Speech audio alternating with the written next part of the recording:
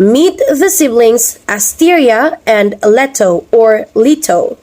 Sila ay mga anak ni Nakoyus, the Titan of Intelligence, at ni Phoebe, the Titaness of Prophecies and the Moon.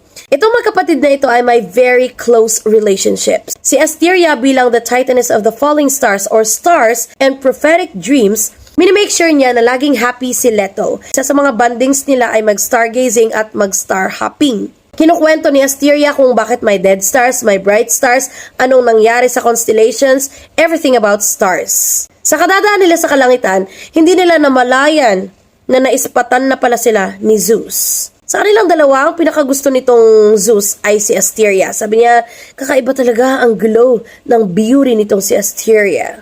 Nahuli pa nga siya ni Hera one time at sabi ni Hera, "Hoy Zeus, mukhang kumakalembang na naman ang kitikits mo dyan ha?" Sabi ni Zeus, "Uy, ikaw naman, napakaselosa mo talagang asawa." Tandaan mo diba, meron na nga tayong theme song. Baby, you're my one and only. Caring ka kasi, cute ka pa, ganun. Sabi ni Hera, kilala ko kung sino nag-compose niyan. Huwag mong sabihin sa akin na nahuhumaling ka kay Fons. Charing. Dahil nga medyo nabuking itong si Zeus, hinintay na muna niya na lumamig ang mainit na ulo ni Hera. Nung makita niya na medyo busy na ang kanyang asawa, agad-agad niyang tinungo ang kinaroroonan ng magkapatid. Habang itong sina Leto at Asteria ay busy sa stargazing, sabi ni Leto, "Ate, tingnan mo nga yung star na yun, parang kakaiba yung brightness, parang galit na galit siya or excited ba siya na bumulusok sa kalupaan? Tingnan mo." Naalarma itong si Asteria at sabi niya, "Leto, hindi ko alam kung sino ang target niyan, pero ngayon ay kailangan na nating tumakas. Huwag kang mag-alala. Kahit anong mangyari, o protektahan kita." At nagsimula na silang tumakbo. Hindi alam ni Leto kung bakit sila tumatakbo, sinong tinatakbuhan nila. Pero itong si Asteria, aware na siya na si Zeus iyon. Nung makita ni Zeus na naghuhulasan na yung magkapatid, sabi niya, "Aba, tatakbuhan pa ako ng dalawang ining na ito." Pero dahil ang target lang naman niya ay si Asteria ang number 1 niyang hinabol.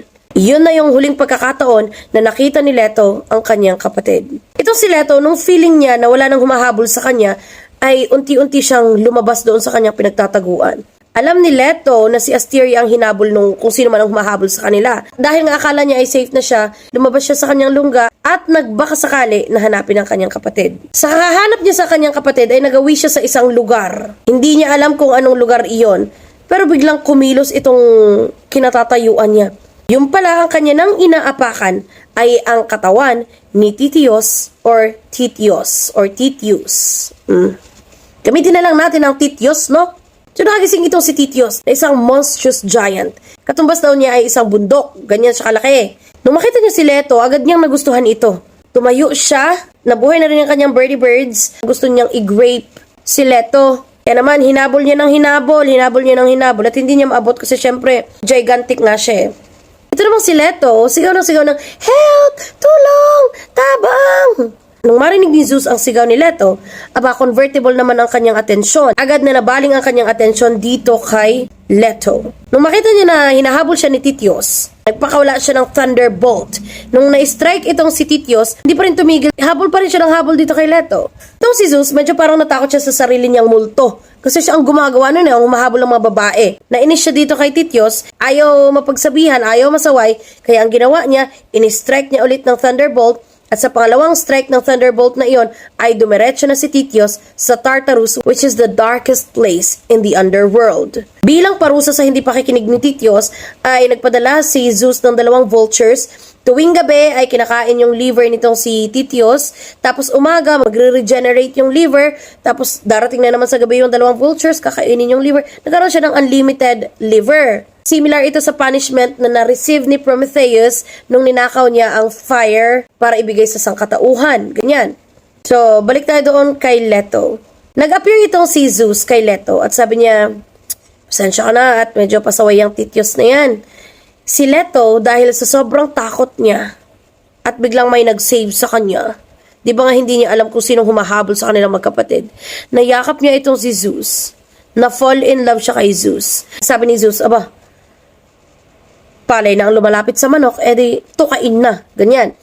In short, nagkabuntisan sila. Nang malaman ito ni Hera, nagwala siya. Galit na galit siya. As expected, kinurse niya si Leto. Sabi nito si Hera, "Dahil buntis ka, Leto, Hindi ko papayagan na ang mga anak mo ay isilang sa kahit anong kalupaan. Sinumpa niya itong si Leto na kahit saang solid ground siya pumunta, ay hindi niya maisisilang ang kanyang anak. Isa pa sa mga ginawa ni Hera habang nagbubuntis itong si Leto ay ipinadala niya si Python, isang serpent or sa ibang versions ay isang dragon, at hindi niya tinantanan si Leto. Hindi niya binigyan ng kapahingahan. Buntis nga, di ba? Pero si Leto, bagamat hinahabol siya ng hinahabol ng Python, ay pinoprotektahan niyang maigi yung kanyang ipinagbubuntis. Hanggang sa makahanap siya ng isang resting place. Nung umupo siya at sumandal sandali, may nakita siyang isang isla. Itong islang ito parang very inviting. Parang sinasabi niya na, Leto, dito ka na lang, dito ka magpahinga, dito ka manganak, ganyan. At hindi na malaya nitong Leto na binabaybay niya na pala ang daan papunta doon sa islang iyon. Nung maiapak nitong si Leto ang kanyang mga paa doon sa islang iyon, agad na sumakit ang kanyang tiyan at na-deliver niya through normal delivery ang kanyang mga anak na sina Artemis at Apollo. Nung ipinanganak niya ang kanyang kambal, lagi niyang iniisip na, sana naandito si ate Asteria para maprotektahan ako, maprotektahan kami, maalagaan ako, and whatsoever. At dahil nga anak sila ng divine figures, medyo mabilis ang paglaki nitong sina Artemis at Apollo. Agad nilang ipinakita ang kanilang divine power at meron na talaga silang innate skill sa hunting. One night, nagkwento itong si Leto tungkol kay Python na humabol sa kanya at tumorture sa kanya nung panahong ipinagbubuntis sila. The next day, hindi nila mahagilap itong si Apollo.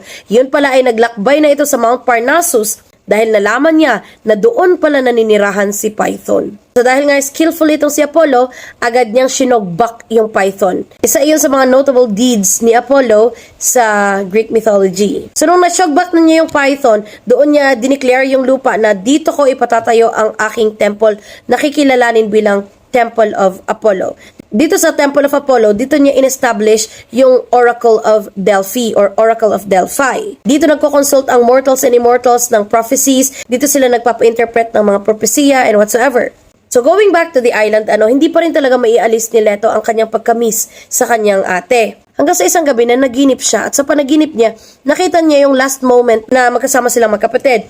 Na tumatakbo sila, may tinatakbuhan sila na hindi niya kilala, ganyan. Hanggang sa nag-clear sa kanyang vision ang mukha ni Zeus. So nakilala niya na, okay, ang humahabol pala sa amin ay si Zeus. Wala na akong magagawa. Naipanganak ko na ang mga anak namin. Nakita rin niya ang last moments ng kanyang kapatid na nung munti ka na siyang mahabol at munti ka na siyang maabutan ni Zeus, ay transform ni Asteria ang kanyang sarili sa isang quail o pugo. Nagpalusot-lusot siya doon sa masukal na bahagi ng kagubatan hanggang sa sinadya niya na magpatihulog sa karagatan. At bago siya mahulog doon sa karagatan na iyon, ay transform na niya ang kanyang sarili sa isang floating island.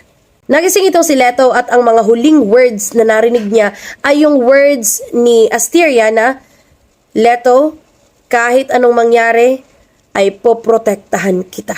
So iyong isla na iyon mismo na kinilala bilang Island of Delos ay yung buong katawan mismo ni Asteria.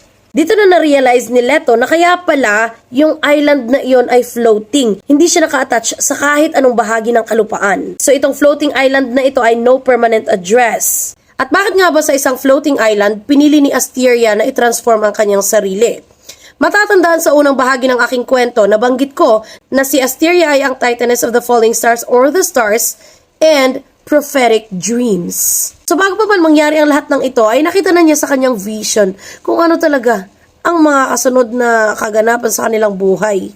So that ends the story of Asteria and Leto. Kung gusto niyo po na makarinig pa ng iba pang cheese myths, ay mag-subscribe lamang po kayo sa ating YouTube channel, Teacher Marine. So doon po kayo makakakita, makakapanood o makakarinig ng full and updated cheese myths. Okay, bye!